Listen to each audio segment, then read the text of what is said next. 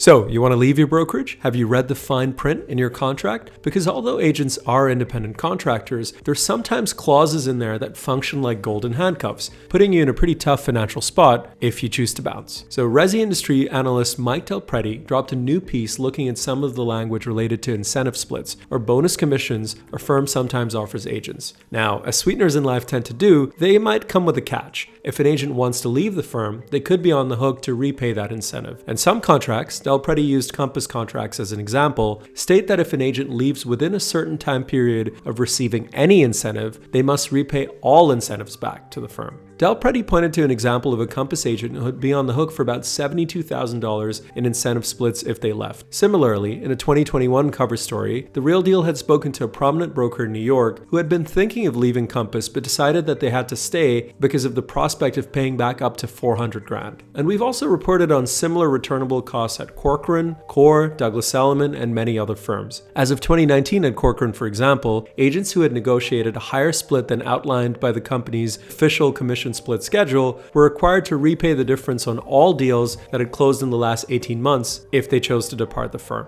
Del Prete also got his hands on a Corcoran invoice to an agent for $43,000 in split overpayments, which is essentially the same thing that we talked about. Now, one big thing to be made clear, none of this is illegal. It's all in contracts that agents sign and should typically be reviewing carefully and be aware of all the downsides. But like many things in life, when you start something new, you're typically focused on the upside. You're not really thinking about what could go wrong or what the terms of the exit might be. What components of agent contracts are most confusing or most frustrating to you? Let us know in the comments below, and be sure to follow The Real Deal for more Resi rundowns.